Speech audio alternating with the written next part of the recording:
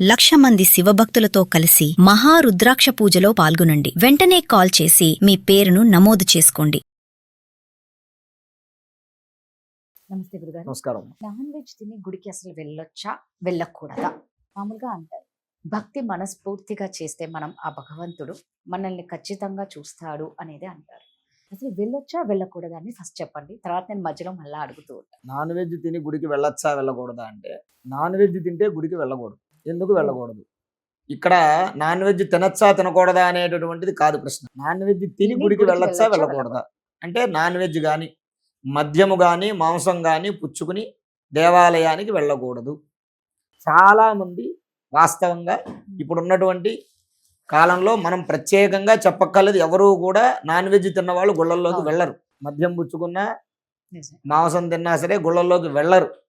చాలా మందికి తెలుసు, వాళ్ళ పెద్దవాళ్ళు కూడా వాళ్ళకి అలవాటు చేస్తున్నారు. అయితే భగవంతుడి ఆరాధన చేసేటప్పుడు నాన్ వెజ్ ఎందుకు తినకూడదు? భక్తి ఉన్నప్పుడు నాన్ వెజ్ తింటే ఏంటి తప్పు అని అంటే, మద్యము కానీ మాంసము కానీ మనిషి యొక్క మనస్సుని పక్కదోవ పట్టించేటటువంటి లక్షణం కలిగినటువంటి పదార్థాలు. అంటే వారి యొక్క బుద్ధి, వారి యొక్క ఆలోచన సరైన స్థితిలో ఉండవు ఆ రెండు పుచ్చుకున్నప్పుడు. కాబట్టి భగవంతుడి ఆరాధన చేసేటప్పుడు కావలసింది ఏంటి? భక్తి కావాలి. ఆ భక్తి సంపూర్ణంగా ఉండాలి అంటే మనస్సు స్థిరంగా ఉండాలి, భగవంతుడి యందు శ్రద్ధ ఉండాలి. ఎప్పుడైతే మద్యం కానీ మాంసం కానీ పుచ్చుకున్నామో అప్పుడు శ్రద్ధ అనేది ఉండదు, మనస్సు స్థిరంగా ఉండదు. కాబట్టి భగవంతుణ్ణి ఆరాధించేటప్పుడు నీ మనస్సు స్థిరంగా ఉండాలి. కాబట్టి స్థిరంగా ఉండి నువ్వు భక్తి ప్రపత్తులతో భగవంతుణ్ణి ఆరాధించాలి. కాబట్టి మద్య మాంసాలు పుచ్చుకుని దేవాలయానికి వెళ్ళకూడదు అని చెప్పడానికి గల ప్రధానమైనటువంటి కారణం. మరి కొన్ని అమ్మవారి గుళ్ళలో మనం చూస్తూ ఉంటాము, జాతరలని కొన్ని జరుగుతూ ఉంటాయి, బలి ఇస్తూ ఉంటారు. బలి ఇచ్చిన తర్వాత అక్కడే వండి నైవేద్యం కూడా పెడుతూ ఉంటారు, అక్కడే తింటూ ఉంటారు. మరి అది ఎలా? దానికంటే అమ్మ నేను ఇంకొక విషయం ఏం చెప్తానంటే, బలిస్తారు, తిన్న తర్వాత గుళ్ళల్లోకి వెళ్ళి అమ్మవారి దర్శనం చేసుకోరు. ఆ విషయాన్ని మనం ప్రధానంగా గమనించాలి.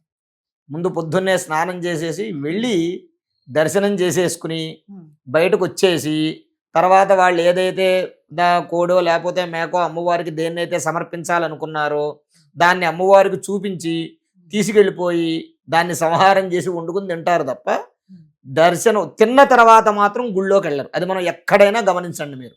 ఎందుకు అంటే తిన్న తర్వాత భగవంతుడి దగ్గరికి వెళ్ళకూడదు. మరి అమ్మవారి గుళ్ళల్లో వీళ్ళు ఇలా ఎందుకు చేస్తున్నారు అని అంటే, అది కేవలం పైశాచికత్వం. ఏ అమ్మవారు కూడా నాకు జంతువుని బలివ్వండి అని ఏ అమ్మవారు చెప్పలేదు.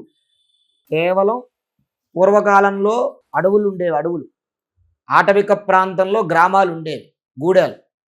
ఆ తర్వాత మామూలు గ్రామాల నుంచి పట్టణాలు వచ్చాయి. ఈ ఆటవిక ప్రాంతంలో ఇప్పుడు మనం ఉన్నాం అనుకోండి, మనం రోజు అన్నం తింటూ ఉంటాం, పళ్ళు పలహారం తింటూ ఉంటాం. మనం గుళ్ళోకి వెళ్ళినప్పుడు ఏం చేస్తాం? భగవంతుడికి ఏం చేస్తాం? పట్టణంలో స్వీట్లో పళ్ళో ఫలాలో మనకి పట్టణంలో ఏం దొరికితే అది పెట్టుకెళ్ళి భగవంతుడికి నివేదన చేస్తాం. అలాగే గ్రామాల్లో ఏం చేస్తారు? పొంగళ్ళు వండుతారు, పరమన్నమో లేకపోతే పులిహారో లేకపోతే దద్దోజనం లాంటి ప్రసాదాలు వండి గ్రామాల్లో పట్టుకెళ్ళి నివేదన చేస్తారు. అడవిలో ఉండేటటువంటి వాళ్ళ ఆహారం ఏమిటి? వాడికి ఏ జంతువు కనిపిస్తే వాడికి ఇట్లా ఉప్పులు పప్పులు అవి దొరకవు. వాడు ఏం చేసేవాడు పూర్వకాలంలో? ఏ జంతువు కనపడితే, ఏ జింకో లేకపోతే మేకో ఇంకోటో ఏదైనా చిన్న చిన్న జంతువులు కనపడినప్పుడు ఆ జంతువుని చంపి వాళ్ళు ఆహారంగా భుజించేవాడు. ఇప్పుడు మనం ఇందాక ఏమనుకున్నాం? భోజనం చేసేటప్పుడు అయ్యా నాకు ఇది నువ్వు ఇచ్చావు కాబట్టి నువ్వు స్వీకరించు, నువ్వు స్వీకరించినస్తుగా భావించి నేను స్వీకరిస్తున్నాను అని నమస్కారం చేసుకుని తినేవాడు. అలా ఆటవికులు పూర్వకాలంలో ఏం చేసేవారయ్యా అంటే, ఆదివాసీలు వాళ్ళు ఈ యొక్క మాంసాన్ని వాళ్ళు తినే భోజనం అదే కదా, ఇంకా వాళ్ళకి వేరే ఏం దొరకదు కదా, భగవంతుడికి సమర్పించి అయ్యా మాకు ఇది దొరికింది ఈ రోజు నీ అనుగ్రహం వల్ల, నువ్వు స్వీకరించినట్టుగా భావించి మేము స్వీకరిస్తున్నాం అని నమస్కారం చేసి తినేవాడు. అలా ఆటవిక వాళ్ళ దగ్గర నుంచి, ఆదివాసీల నుంచి, ఆటవికుల దగ్గర నుంచి గ్రామాల్లోకి వచ్చింది. గ్రామాలు కాస్త అది ఎలాగా? ఆటవికులు కాలక్రమేణా నాగరికత అభివృద్ధి చెందే క్రమంలో అడవి నుంచి గ్రామాల్లోకి వచ్చారు. తర్వాత వాళ్ళు ఏం చేస్తారు? వాళ్ళు ఎక్కడున్నా వాళ్ళ లక్షణం మర్చిపోడుగా. ఇప్పుడు మనం ఎక్కడున్నా ఒకడికి ప్రతి మంగళవారం ఆంజనేయ స్వామి గుళ్ళోకి వెళ్ళేటటువంటి ఆలోచన ఉందనుకోండి, వాడు ప్రపంచంలో ఎక్కడున్నా సరే ఆ మంగళవారం ఆంజనేయ స్వామి కూడా ఎక్కడుందా అని వెళ్తాడు. అలాగే వాళ్ళు ఏం చేసేవాళ్ళు అంటే, ఆటవికులు గ్రామాల్లోకి వచ్చారు నాగరికత అభివృద్ధి చెందుతూ. ఎప్పుడైతే గ్రామాల్లోకి వచ్చి వాళ్ళు ఏం చేశారయ్యా అంటే, వాళ్ళు ఇదే సమర్పించేవారు. కోడి మేక ఏది దొరికితే అది అమ్మవారి దగ్గర పెట్టి సమర్పించి నమస్కారం చేసుకుని, అది కూడా గ్రామ దేవతలు శక్తి దేవతలే. పెద్ద పెద్ద దేవాలయాల్లోనూ వాటిల్లోనూ ధ్వజస్తంభం ఉండి ఇవన్నీ ఉన్నటువంటి దేవాలయాల్లో పెట్టేవాళ్ళు కాదు.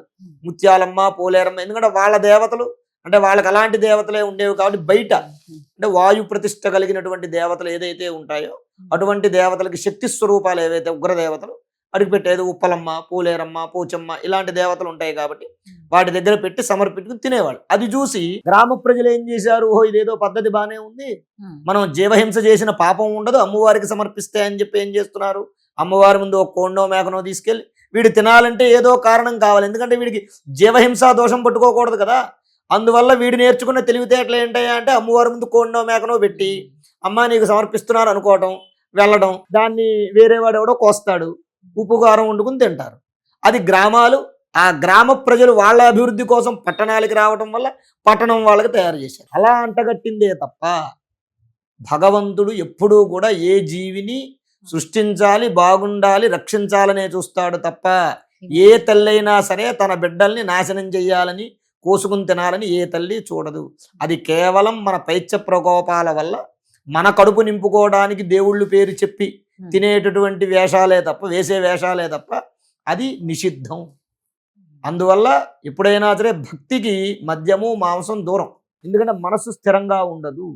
ఆ కారణంగా మనం చక్కగా దేవాలయానికి వెళ్ళేటప్పుడు శుద్ధిగా స్నానం చేసి, ఇప్పుడు అయ్యప్ప దీక్షాపరులు ఉంటారు, మాల వేసుకునేవారు, మేము మాల వేస్తూ ఉంటాం.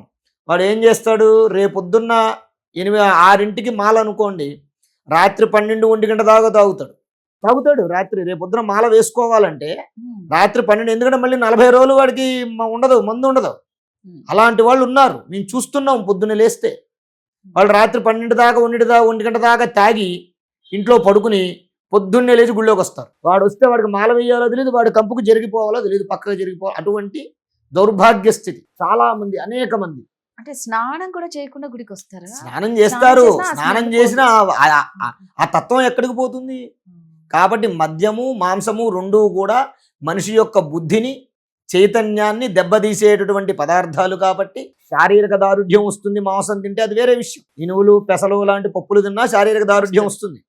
కానీ వారి యొక్క లక్షణం వారిది, వారికి ఆ పూర్వం నుంచి ఇది ఉంది కాబట్టి వారిని మనం తప్పు పట్టకూడదు, తినద్దు అని మనం అనకూడదు. కానీ దేవుడి పేరు చెప్పి తినడం తప్పు. నమస్కారం. శ్రీ మహాగణాధిపతయే నమః.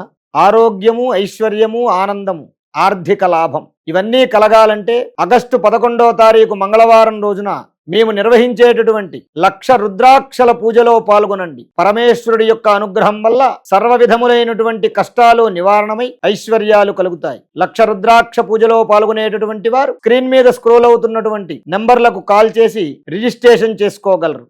స్వస్తి.